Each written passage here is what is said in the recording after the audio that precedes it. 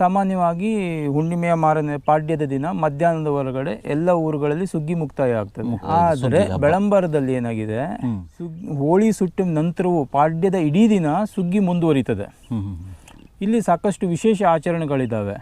ಅಂದರೆ ಹೋಳಿ ಸುಟ್ಟ ನಂತರನೂ ಮಾರನೇ ದಿನ ಸಂಜೆ ಮಾಸ್ತಿ ಹಾರುವಂಥ ಒಂದು ಕಾರ್ಯಕ್ರಮ. ಸಂಕ್ರಾಂತಿ ಅಮಾವಾಸ್ಯೆಯ ದಿನ ರಾತ್ರಿ ಹೋಗಿ ಕೋಲು ಕಡಿದುಕೊಂಡು ಬರೋದು, ಅದನ್ನು ಕರಿದೇವರ ಕಳದಲ್ಲಿಡೋದು, ಅಲ್ಲಿ ಕೋಲಾಟಗಳನ್ನು ನಂತರದಲ್ಲಿ ಅವರು ಪ್ರಮುಖವಾಗಿ ಬುಧವಂತನ ಮನೆಯಲ್ಲಿ ಕೋಲುಕಾರನ ಮನೆಯಲ್ಲ ಪ್ರತ್ಯೇಕವಾಗಿ ಅವರ ಮನೆಯ ತುಳಸಿಗಳ ಇದರಲ್ಲಿ ಕುಣಿತಾರೆ. ಇದು ಒಂದು ರೀತಿಯಲ್ಲಿ ಏನಂದರೆ ಅವರ ಒಪ್ಪಿಗೆ ಪಡ್ಕೊಂಡಂಗೆ, ಇವರು ಸರಿಯಾಗಿ ಕುಣಿತಾ ಇದ್ದಾರೆ, ಇವರಿಗೆ ಎಲ್ಲ ಸುಗ್ಗಿಯ ಎಲ್ಲ ಹೆಜ್ಜೆಗಳು ಬರ್ತವೆ, ಹೋ ಹೋ ಚೋ ಹೋ ಚೋ ಈ ರೀತಿಯಲ್ಲಿ ಸಂಕೇತಗಳನ್ನ ಮಾಡ್ತಾನೆ. ಆ ಪ್ರತಿ ಸಂಕೇತಕ್ಕೆ ಹೆಜ್ಜೆಯನ್ನು ಬದಲಾಯಿಸಲಾಗ್ತದೆ. ಅಂದ್ರೆ ಆಟವನ್ನು ತೋರಿಸ್ಕೊಡ್ತಾನೆ. ತುಳಸಿ ಅಂದ್ರೆ ಅದು ವಿಷ್ಣುವಿನ ಆವಾಸ ಸ್ಥಾನ ಅಂತ ಹೇಳಿ.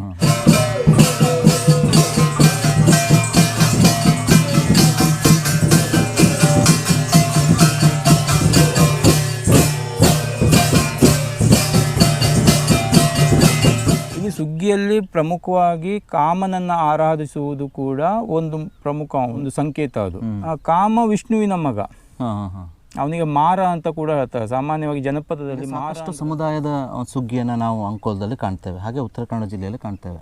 ಆ ಸುಗ್ಗಿಗಳಲ್ಲಿ ತುಂಬ ವಿಶಿಷ್ಟ ಹಾಗೂ ವಿಭಿನ್ನ ಆಚರಣೆ ಅಂದರೆ ನಮ್ಮ ಬೆಳಂಬಾರದ ಹಾಲಕ್ಕಿ ಒಕ್ಕಲಿಗರ ಸುಗ್ಗಿ ಆಚರಣೆ. ಇದ್ಯಾಕೆ ವಿಶಿಷ್ಟವಾಗಿ ಗುರುತಿಸಿಕೊಂಡಿದೆ?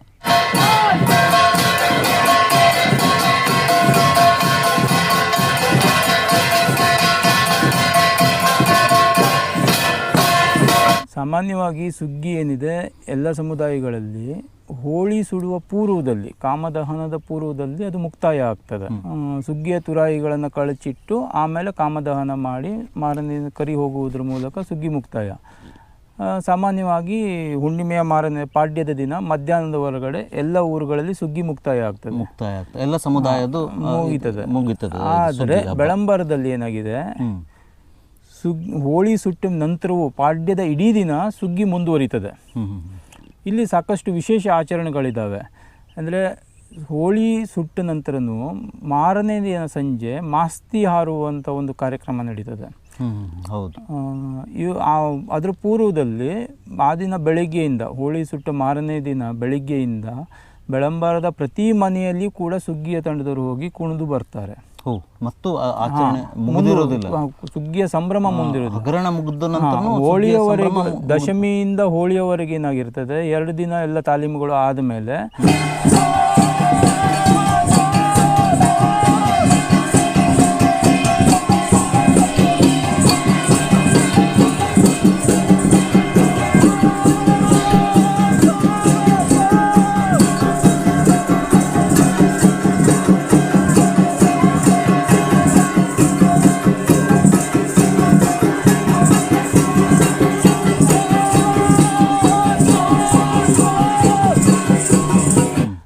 ದಿನ ಅವರು ಇಡೀ ಊರನ್ನ ಸುತ್ತಿ ಊರಲ್ಲಿ ಬೇರೆ ಬೇರೆ ಸಮುದಾಯಗಳ ಬೇರೆ ಬೇರೆ ಸಮುದಾಯಗಳಲ್ಲಿ ಬೇರೆ ಬೇರೆ ಊರಿನ ಗೌಡರ ಆತಿಥ್ಯ ಇವನ್ನೆಲ್ಲ ಸ್ವೀಕರಿಸಿ ಹೊರಗಡೆ ಇರ್ತಾರೆ.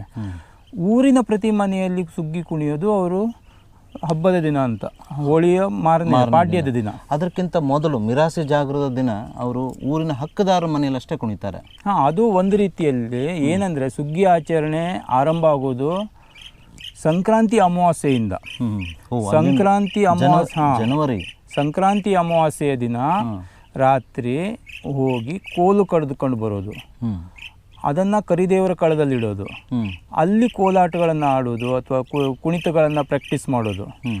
ಹೇಗೆ ಅಂದರೆ ಚಂದ್ರ ಕಾಣುವವರೆಗೂ ಕರಿದೇವರ ಎದುರಿನ ಬಯಲಿನಲ್ಲಿ ಚಂದ್ರ ಕಾಣುವವರೆಗೂ, ಚಂದ್ರ ಅಮಾವಾಸ್ಯೆ ದಿನ ಚಂದ್ರ ಕಾಣೋದಿಲ್ಲ, ಬಿದಿಗೆಗೋ ತದಿಗೆಗೋ ಕಾಣ್ತಾನೆ, ಅಲ್ಲಿವರೆಗೂ ಒಂದು ಆ ಪ್ರದೇಶದಲ್ಲಿ ಎಲ್ಲ ಹೊಸಬರು ಹಳಬರಿಂದ ಕಲಿಯುವಂಥದ್ದು ಇವೆಲ್ಲ ಕ್ರಿಯೆಗಳು ನಡೀತವೆ 2-3 ದಿನ.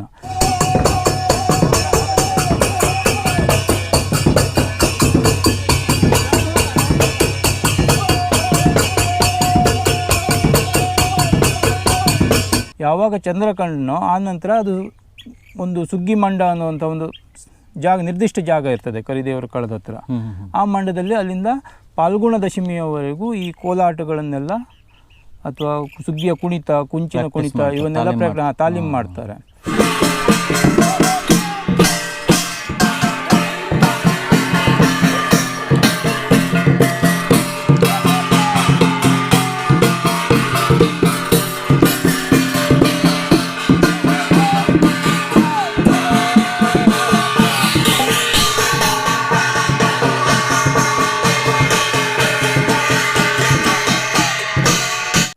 ಆಮೇಲೆ ಇದರಲ್ಲಿ ನಾವು ಗಟ್ಟಿಯಾದ್ವಿ ಅಂದರೆ ನಮಗೆಲ್ಲ ಪ್ರಾಕ್ಟೀಸ್ ಆಯಿತು ಅಂದಾಗ ದಶಮಿಯ ದಿವಸ ತುರಾಯಿಗಳನ್ನು ಕಟ್ಕೊಂಡು ಬರ್ತಾರೆ. ಆ ತಾಲೀಮ್ ಮಾಡಬೇಕಾದ್ರೆ ಊರಿನ ಸುಗ್ಗಿ ತಂಡದವ್ರ ಜೊತೆಗೆ ಚಿಕ್ಕ ಮಕ್ಕಳಿಗೂ ಅದೇ ಹೊಸ ತಲೆಮಾರು ಅಲ್ಲಿ ಮುಂದುವರಿತಾರೆ. ಹಿರಿಯರಿಂದ ಕಿರಿಯರು ಹೆಜ್ಜೆಗಳನ್ನು ಕಲಿತಾರೆ, ವಾದ್ಯ ಬಾರಿಸೋದನ್ನು ಕಲಿತಾರೆ, ಕೊಯ್ಲು ಹಾಕೋದನ್ನು ಕಲಿತಾರೆ, ಇವನ್ನೆಲ್ಲ ಆಗ್ತದೆ ಅಲ್ಲಿ. ಆ ನಂತರದಲ್ಲಿ ದಶಮಿಯ ದಿವಸ ಅದು ಹಕ್ಕುದಾರರ ಮನೆ ಅಂತೇಳಿ, ಈಗ ಬುಧವಂತ ಗೌಡ್ರ ಮನೆ, ಕೆಲವು ದೇವಸ್ಥಾನಗಳು ಇವೆಲ್ಲ ಇರ್ತದೆ. ಅಲ್ಲಿ ಕುಣಿದು ತಾವು ಸರಿಯಾಗಿ ಹಾಕೋ ಕಾರ್ಯಕ್ರಮ ಹೇಳ್ತಾ ಇರೋದು. ಬಂದಿ ಹಾಕೋದೆಲ್ಲ ಪ್ರತ್ಯೇಕ ಕಾರ್ಯಕ್ರಮ. ಆ ನಂತರದಲ್ಲಿ ಅವರು ಪ್ರಮುಖವಾಗಿ ಬುಧವಂತನ ಮನೆಯಲ್ಲಿ, ಕೋಲ್ಕಾರನ ಮನೆಯಲ್ಲ ಪ್ರತ್ಯೇಕವಾಗಿ ಅವರ ಮನೆಯ ತುಳಸಿಗಳ ಇದರಲ್ಲಿ ಕುಣಿತಾರೆ. ಇದು ಒಂದು ರೀತಿಯಲ್ಲಿ ಏನಂದ್ರೆ ಅವರ ಒಪ್ಪಿಗೆ ಪಡ್ಕೊಂಡಂಗೆ, ಇವರು ಸರಿಯಾಗಿ ಕುಣಿತಾ ಇದ್ದಾರೆ, ಇವರಿಗೆ ಎಲ್ಲ ಸುಗ್ಗಿಯ ಎಲ್ಲ ಹೆಜ್ಜೆಗಳು ಬರ್ತವೆ, ಆ ರೀತಿಯ ಒಂದು ಅರ್ಥ ಅದು. ಬೇರೆ ಊರಿಂದ ಹೊರಗಡೆ ಹೋಗುವ ಮೊದಲು ಇವರು ಪರ್ಫೆಕ್ಟ್ ಆಗಿದ್ದಾರೆ, ಆ ರೀತಿಯ ಒಂದು ಒಪ್ಪಿಗೆ ತಗೊಳ್ಳುವ ಸಂಪ್ರದಾಯ ಅದು. ಅಲ್ಲಿವರೆಗೆ ಏನಾಗಿರುತ್ತದೆ, ಸುಗ್ಗಿಯ ವೇಷಭೂಷಣಗಳು ಇರೋದಿಲ್ಲ, ತುರಾಯಿ ಕಟ್ಟಿರೋದಿಲ್ಲ. ಆ ದಿನ ತುರಾಯಿ ಕಟ್ಟಿದ ಮೇಲೆ ಮತ್ತೆ ಕುಣಿಯೋದು ಬೇರೆ ಆಗಿರ್ತದೆ. ಅಂದರೆ ಮೈ ಮೇಲೆ ಸಾಕಷ್ಟು ಭಾರ ಇಟ್ಕೊಂಡು ಕುಣಿಯೋದು. ಹಾಗಾಗಿ ಅದೊಂದು ರೀತಿಯ ಆ ಸಂಪ್ರದಾಯ. ಇವತ್ತು ಅವೆಲ್ಲ ಇಲ್ಲ, ಅವ್ರ ಮನೆಗೆ ಹೋಗಿ ಕುಣಿಯೋದು, ಹೀಗೆ ಅದೇ ಸೌಕಳಿ ಆಗಿದೆ. ನಮ್ಮ ಸಂಪ್ರದಾಯ ಸೌಕಳಿ ಆಗ್ತಾ ಬಂದಿದೆ, ಮತ್ತು ಸ್ವಲ್ಪ ರೂಪಾಂತರನೂ ಆಗ್ತಾ ಇದೆ. ಬದಲಾದ ಕಾಲಘಟ್ಟದಲ್ಲಿ ಸಹಜ ಅದು ಪರಿವರ್ತನೆ ಅನ್ನೋದು. ಆ ರೀತಿಯಲ್ಲಿ ಬಂದಂಥದ್ದು. ಈಗ ಹಕ್ಕುದಾರ ಅಂತ ಬಂದಾಗ ಬೆಳಂಬಾರ ಅಷ್ಟೇ ಗ್ರಾಮ ಅಲ್ಲ, ಎಲ್ಲಾ ಗ್ರಾಮದಲ್ಲೂ ಇದ್ದಾರೆ. ಎಲ್ಲ ಗ್ರಾಮದಲ್ಲಿ ಇದ್ದಾರೆ, ಎಲ್ಲ ಸಮುದಾಯ. ಹಿಂದೆ ಎಲ್ಲ ಸಮುದಾಯದವರು ಇದ್ದಾರೆ. ಹಿಂದೆ ಯಾವ ರೀತಿ ಹಕ್ಕುದಾರ ಅಂದ್ರೆ ಯಾರು, ಏನು ಸಹಕಾರ ಆಗಿನ ಕಾಲದಲ್ಲಿ ಅದು ಹಕ್ಕುದಾರ ಅಂದ್ರೆ ಹೇಗೆ ಬರ್ತಾರೆ, ಒಂದು ಸಮಾಜದ ಹಕ್ಕು ಅಥವಾ ಒಂದು ಊರಿನ ಹಕ್ಕು ಅಂತ ಇರ್ತದೆ. ಹಿಂದೆಲ್ಲ ಪೊಲೀಸು, ಕೋರ್ಟು ಈ ರೀತಿ ಇರಲಿಲ್ಲ. ಅಲ್ಲಿ ಆದಂತಹ ನ್ಯಾಯ ನಿರ್ಣಯ, ವ್ಯಾಜ್ಯಗಳನ್ನು ಬಗೆಹರಿಸುವುದು ಆ ಊರಿನ ಗೌಡ ಅಥವಾ ಅಲ್ಲಿನ ಒಂದು ಮುಖಂಡ, ಅವನಿಗೆ ಮಂತ್ರಿಯಾಗಿ ಬುಧವಂತ. ಬುಧವಂತ. ನಂತರ ಕೋಲ್ಕಾರ ಒಂದು ಟಪಾಲನ್ನ ಓಲೆಕಾರರು ಅಂತಾರೆ, ಉತ್ತರ ಕರ್ನಾಟಕದ ಓಲೆಕಾರರು ಅಂತಾರೆ. ಪೋಸ್ಟ್ ಮ್ಯಾನ್ ಅಂದಾಗನೆ ಅದನ್ನ ತಲುಪಿಸೋನು, ಇವತ್ತು ಇಂಥ ಕಡೆಯಲ್ಲಿ ಇಂಥ ಸಭೆ ಇದೆ, ಊರಿಗೆ ರಾಜ, ನಂತರ ಬುಧವಂತ ಅವನಿಗೆ ಮಂತ್ರಿ, ಸಲಹೆ ಕೊಡೋದು. ಕೋಲ್ಕಾರ ಅವನು ಬುಧವಂತ ಅಂದ್ರೆ ಅವನು ಬುದ್ಧಿವಂತ ಅಂತ, ಅಂದ್ರೆ ಸಜೆಷನ್ ಕೊಡ್ಲಿಕ್ಕೆ ಅವನು ಬುದ್ಧಿವಂತ, ಅದರಿಂದ ಅವನು ಬುಧವಂತ. ಹೀಗೆ ಕೋಲ್ಕಾರ ಅವರು ಒಂದು ವಂಶ ಪಾರಂಪರ್ಯವಾಗಿ ಆ ಹಕ್ಕುಗಳು ಬರ್ತಾ ಹೋಗ್ತವೆ. ಅಂದರೆ ಹಿಂದೆಲ್ಲ ವಂಶ ಪಾರಂಪರ್ಯವಾಗಿ ಬರುವಂಥದ್ದು. ಎಲ್ಲೋ ಕೆಲವು ಕಡೆ ಅದನ್ನು ಬದಲಾವಣೆ ಆದರೂ ಅದು ನಮಗೆ ದಾಖಲೆಗಳಲ್ಲಿ ಇಲ್ಲ. ಇಲ್ಲಿ ಹಕ್ಕುದಾರರು ಅಂತ ಬಂದ್ರು, ಹಕ್ಕುದಾರರು ಅಂತ ತಗೊಳ್ತಾರೆ. ಹಕ್ಕುದಾರರು ಅಂದ್ರೆ ಯಾರಂತ ಕೇಳಿದ್ದೆ ನಾನು. ಅದೇ ಇದೇ ಹಕ್ಕುದಾರರು. ಈಗ ಯಾರು ಈ ಗೌಡ್ರು, ಗೌಡ್ರಿಗೆ ಎಲ್ಲ ಪವರ್ಸ್ಗಳಿದಾವೆ, ಎಲ್ಲ ಹಕ್ಕುಗಳಿದಾವೆ. 12 ಹಕ್ಕುದಾರ ಅಂತ ಬರ್ತಾರಲ್ಲ, ಅದು ಆಡಳಿತ ವಿಭಾಗದ ಬೇರೆ ಬೇರೆ ಇದೆ. ಈಗ ಅದರಲ್ಲಿ ನಿಮ್ಗೆ ಬೇರೆ ಸಮುದಾಯದವರು ಬರ್ತಾ ಇದ್ದಾರೆ, ಅದಕ್ಕಾಗಿ ಕೇಳಿದ್ದು ನಾನು. ಅದೇ ರೀ, ಅದು ಈಗ ಈ ಪಟೇಲ, ಶಾನ್ಭೋಗ, ಉಗ್ರಾಣಿ, ಈ ಕಂದಾಯದ ಅಧಿಕಾರಿಗಳೆಲ್ಲ ಇರ್ತಾರೆ. ಅವರೆಲ್ಲರೂ ಸಿಸ್ಟಮ್ ಅಲ್ಲಿ ಇರುವಂತ ಈಗ ಕೋಲ್ಕಾರ ಆ ರೀತಿ ಸಿಸ್ಟಮ್ ಅಲ್ಲಿ ಇದ್ರು. ಇದೆಲ್ಲ ಹಿಂದಿನ ಸರ್ಕಾರಗಳು, ಸರ್ಕಾರದಲ್ಲಿ ಈಗ ಸ್ಥಳೀಯ ಆಡಳಿತ ವ್ಯವಸ್ಥೆಯಲ್ಲಿ ನಮ್ಮಲ್ಲಿ ಭಾರತದ ಈ ಪ್ರಜಾಪ್ರಭುತ್ವ ವ್ಯವಸ್ಥೆ ಬರೋದಕ್ಕಿಂತ ಪೂರ್ವದಲ್ಲಿ ಏನು ರಾಜ ವ್ಯವಸ್ಥೆ ಇತ್ತು, ಅಲ್ಲಿ ಬರುವಂತ ಸರ್ಕಾರದ ವಿವಿಧ ಅಧಿಕಾರಿಗಳ ಹಂತಗಳಿದ್ದು ಆ ಸ್ತರಗಳಲ್ಲಿ ಅವರೆಲ್ಲ ಹಕ್ಕುದಾರರು. ಹಾಗಾಗಿ ಸುಗ್ಗಿ ತಂಡ ಹಕ್ಕುದಾರ ಮನೆಯಲ್ಲಿ ಇದು ಸುಗ್ಗಿ ಏನಾಗಿದೆ, ಸುಗ್ಗಿ ಪರಂಪರೆಯಾಗಿ ಯಾವುದೋ ಒಂದು ಕಾಲದಿಂದ ಬರ್ತಾ ಇದೆ, ಸಾವಿರಾರು ವರ್ಷದ ಇತಿಹಾಸದಲ್ಲಿ ಬರ್ತಾ ಇದೆ. ಆ ಕಾಲದಲ್ಲೆಲ್ಲ ಸಾವಿರಾರು ವರ್ಷದಲ್ಲಿ ಇದ್ದವ್ರು ಏನಿದ್ದಾರೆ ಅವರು ಆ ಹಕ್ಕು ಸಂಪ್ರದಾಯ ಈಗ ನೋಡಿ ದಸರಾದಲ್ಲಿ, ಇವತ್ತು ಮೈಸೂರು ದಸರಾದಲ್ಲಿ ಎಲ್ಲ ಕರ್ನಾಟಕ ಸರ್ಕಾರ ನಡೆಸಿದ್ರು ಕೂಡ ಆ ರಾಜಮನೆತನದವರು ಆ ಸಂಪ್ರದಾಯನ ಮಾಡ್ಲಿಕ್ಕೆ ಆ ದಿವಸ ಅಲ್ಲಿ ಬರಬೇಕು. ಹೌದು, ಅದೇ ರೀತಿ ಸುಗ್ಗಿಯಲ್ಲಿ ಕೂಡ ಈ ಹಕ್ಕುದಾರರಿಗೆಲ್ಲ ಅಲ್ಲಿ ಗೌರವ ಆ ದಿವಸ ಕೊಡ್ತಾರೆ. ಹಾಗಾದ್ರೆ ಹಕ್ಕದಾರ ಅಂದ್ರೆ ಈ ರೀತಿ ಒಂದು ಸಿಸ್ಟಮ್ ಅಲ್ಲಿ ಇರುವಂತ ಅಧಿಕಾರಿಗಳನ್ನ ತೆಗೆದುಕೊಂಡು ತದನಂತರ ಸುಗ್ಗಿ ಪರ ಊರಿಗೆ ಹೋಗಿ ಸುಗ್ಗಿ ಕುಣಿತವನ್ನ ಮಾಡಿ ಅಂದ್ರೆ ಬೇರೆ ಊರಿಗೆ ಹೋದಾಗ ಆ ಊರಿನವ್ರು ಮಾತಾಡಬಾರ್ದು, ಇವ್ರು ಏನ್ ಕುಣಿತಾರಪ್ಪ, ತಪ್ಪು ಕುಣಿತಾರೆ, ಈ ರೀತಿ ಎಲ್ಲ ಮಾತಾಡಬಾರ್ದು. ಅದಕ್ಕಾಗಿ ಇವ್ರು ಸರಿಯಾಗಿ ಕುಣಿತಾರೆ ಅನ್ನೋ ಒಂದು ಜಜ್ಮೆಂಟ್ ಅಥವಾ ಒಂದು ಸರ್ಟಿಫಿಕೇಟ್ ಬೇಕು. ಈ ಹಕ್ಕುದಾರಗಳು ನೋಡ್ತಾರೆ, ಬೇರೆ ಬೇರೆ ಅವ್ರು ಬೇರೆ ಬೇರೆ ಮನೆಗೆ ಹೋಗಿ ಕುಣಿಬೇಕು ಅನ್ನೋದು ಕೂಡ ಒಂದು ಅವರಿಗೆ ಗೌರವ ಕೊಡೋದು. ಇನ್ನೊಂದಂದ್ರೆ ಬೇರೆ ಬೇರೆ ಸ್ಥಳದಲ್ಲಿ ಅಂದ್ರೆ ಅಂಗಳಗಳು ಕುಣಿಯುವ ಸ್ಥಳ ಬೇರೆ ಬೇರೆ ಇದ್ದಾಗ ಹೇಗೆ ಇವರು ಹೊಂದಾಣಿಕೆ ಆಗ್ತಾರೆ, ಇಂಥ ಎಲ್ಲ ಸೂಕ್ಷ್ಮಗಳು ಇದರಲ್ಲಿದ್ದಾವೆ. ಈ ಆಚರಣೆಗಳಲ್ಲಿ ಆ ಎಲ್ಲ ಸೂಕ್ಷ್ಮಗಳು ಇದ್ದಾವೆ. ಎಲ್ಲ ನೀವು ಪರಿಸ್ಥಿತಿಯಲ್ಲೂ ನೀವು ಆ ಕುಣಿತವನ್ನ ಪ್ರದರ್ಶಿಸಬೇಕು.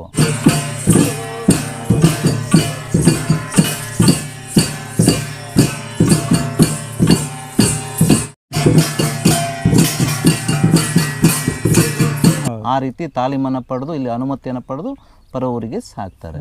ಸೊ ತದನಂತರ ನಾವೀಗ ಸುಗ್ಗಿ ಕುಣಿತಕ್ಕೆ ಬರೋಣ ಸರ್. ಸುಗ್ಗಿ ಕುಣಿತದಲ್ಲಿ ನಾವು ಭಾಳ ಮುಖ್ಯವಾಗಿ 2 ವಿಧಗಳನ್ನು ಗಮನಿಸ್ತೇವೆ. ಒಂದನೇದು ಅಂದರೆ ಮೊದಲನೇದಂದರೆ ಅದು ಅಡ್ಡಗೋಳು ಕುಣಿತ ಅಂತ ಹೇಳ್ತಾರೆ. ಎರಡನೇದು ಸುಗ್ಗಿ ಕುಣಿತ. ಈ ಅಡ್ಡಗೋಳ ಕುಣಿತ ಅಂದರೆ ಏನು? ಈಗ ಅಡ್ಡ ಕುಣಿತ ಅಂದಾಗ ಅಡ್ಡ ಕುಣಿತ ಅಂತಾರೆ ಅಥವಾ ಅಡ್ಡಗೋಳು ಕುಣಿತ? ಅದಕ್ಕೆ ಅದು ಆಯಾ ಸಂದರ್ಭದಲ್ಲಿ ಭಾಷೆಯಲ್ಲಿ ಬದಲಾವಣೆ ಆಗಿರ್ತದೆ. ಅಡ್ಡ ಕುಣಿತ ಅಂತ ಸಾಮಾನ್ಯವಾಗಿ ಹೇಳ್ತಾರೆ. ಅಲ್ಲಿ ಪದಗಾರರು ಪದಗಳನ್ನ ಹಾಡುತ್ತಾ ಅದು ಪದ್ಯಗಳು ಸೇಮ್ ಇರ್ತವೆ, ಅಲ್ಲೂ ಹಾಡ್ತಾರೆ ಇಲ್ಲೂ ಹಾಡ್ತಾರೆ. ಸಾಮಾನ್ಯವಾಗಿ ಒಂದು ಪೂರ್ಣ ಪ್ರಮಾಣದ ಕುಣಿತ ಅಂದ್ರೆ ಅಲ್ಲಿ ಅಡ್ಡಗೋಳು ಕುಣಿತ ಅಂದ್ರೆ ಏನು ಅಂತ. ಅಡ್ಡ ಕುಣಿತ ಅಂದಾಗ ಈಗ ಸಮಯದ ಅಭಾವ ಇದೆ. ಸಾಮಾನ್ಯವಾಗಿ ಇದು ಮೊದಲಿಂದನೂ ಇದೆ. ಈಗ ಒಂದು ಪೂರ್ತಿ ಸುಗ್ಗಿ ಕುಣಿತ ಅಂದರೆ ಈಗ ಕೋಲಾಟದ ಬಿಟ್ಟು ನಾನು ಹೇಳೋದು, ಈ ಕುಂಚದ ಕುಣಿತ ಏನಿದೆ, ಕುಂಚ ಹಿಡಿದು ಕುಣಿಯುವಂಥ ಹಲಕ್ಕಿಗಳದ್ದು ಒಂದು ಪೂರ್ತಿ ಕುಣಿತ ಅಂದರೆ ಅಲ್ಲಿ 8 ಭಾಗಗಳಿರ್ತವೆ. ಮೊದಲನೇದು ತಂದಾನ ಕುಣಿತ, ಹಸೆಹಾಡು, ಕಮಿ ಪದ್ಯ, ಸುಗ್ಗಿ ಕುಣಿತ, ಅಡ್ಡ ಕುಣಿತ, ಕೋಲಾಟ, ಹಳಪ ಮತ್ತು ಹೊಗಳಿಕೆ ಪದ್ಯ. ಈ 8 ಭಾಗಗಳ ಪದ್ಯಗಳು ಬರ್ತವೆ.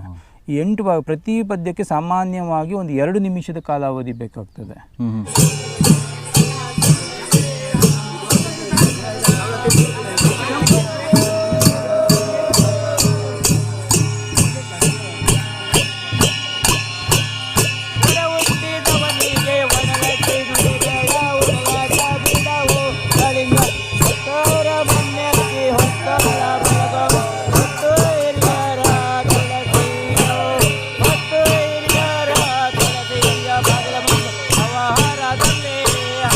ಶರಣ, ಮೆಟ್ಟಿದ ಭೂಮಿಗೆ ಶರಣ, ಹರವಲ್ಲ ಹಾವಿಗೆ ಶರಣ, ಉರುವಲ್ಲ ಜ್ಯೋತಿಗೆ ಶರಣ, ಮೂಡವಲ್ಲ ಸೂರ್ಯ ಚಂದ್ರಿಗೆ ಶರಣ ಶರಣ.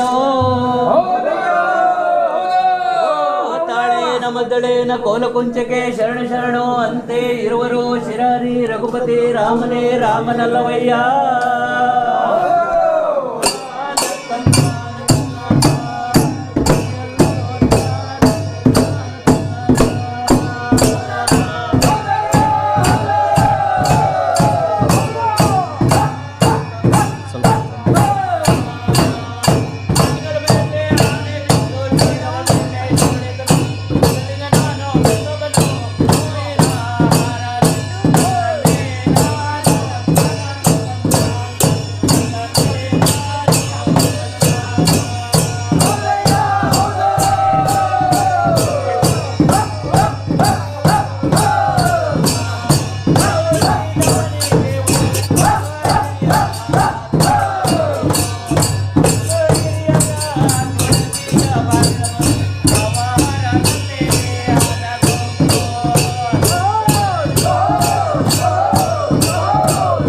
ಹೀಗೆ ಒಂದು ಪೂರ್ತಿ ಕುಣಿತ ಕುಣಿಬೇಕು ಅಂದರೆ 16 ನಿಮಿಷ ಬೇಕಾಗ್ತದೆ.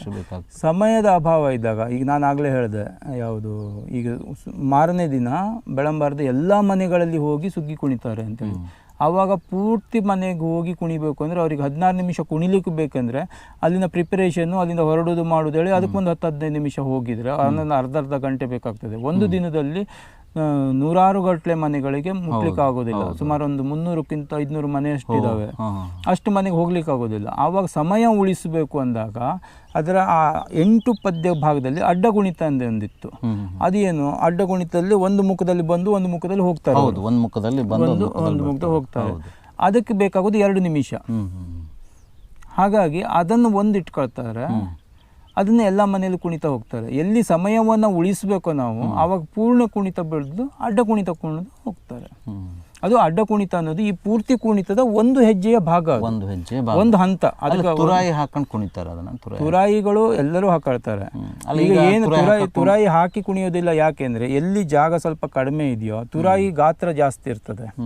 ಇಬ್ರು ನಿಂತಾಗ ಅದ್ರ ಮಧ್ಯೆ ಕನಿಷ್ಠ ಒಂದು 3-4 ಅಡಿ ಜಾಗ ಬೇಕಾಗ್ತದೆ. ಇಲ್ಲಾಂದ್ರೆ ತುರಾಯಿ ಒಂದಕ್ಕೊಂದು ಜಪ್ಪಿ ಆವಾಗ ಏನಾಗ್ತದೆ, ಒಂದು 3-4 ಜನ ತುರಾಯಿ ಹಾಕೊಂಡಿದ್ರೆ 3-4 ಜನ ಮುಂಡಾಸನ ಕಟ್ಕೊಂಡು ಬರ್ತಾರೆ. ಆವಾಗ ಆ ಜಾಗ ಚಿಕ್ಕ ಜಾಗದಲ್ಲೂ ಅದನ್ನು ಕುಣಿಬಹುದು.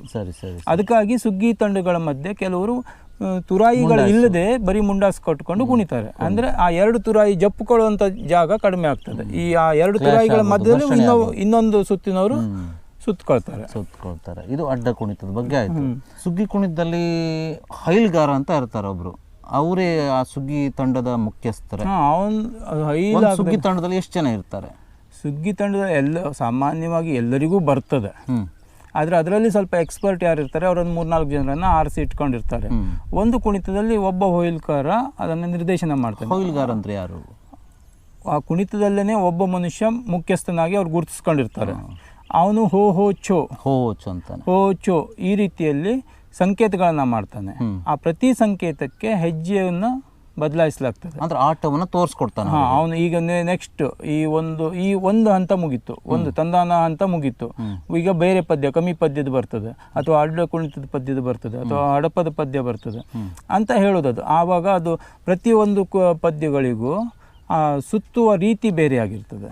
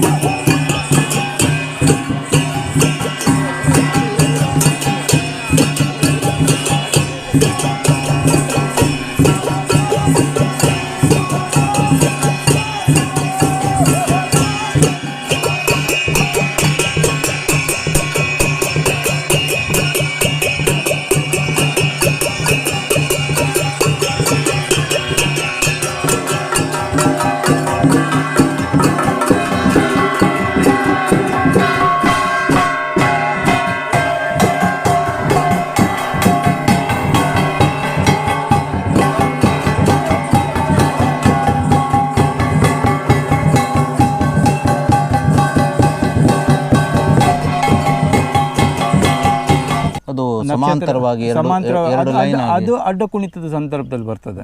ಇದ್ರಲ್ಲೂ 2 ಲೈನ್ ಅನ್ನ ನೋಡಿದೆ ನಾನು. ಅದೇ ಅಡ್ಡ ಕುಣಿತ ಕೂಡ ಈ 8 ಭಾಗ ಏನು ಹೇಳಿದೆ ಆವಾಗ ಅದರಲ್ಲಿ ಒಂದು ಭಾಗ ಅದು ಸುಗ್ಗಿಯ ಪೂರ್ಣ ಸುಗ್ಗಿ ಕುಣಿತದಲ್ಲಿ ಅಡ್ಡ ಕುಣಿತದ ಒಂದು ಭಾಗ ಬರ್ತದೆ. ಅದೇ ಒಂದು ಭಾಗ ಇರುತ್ತೆ.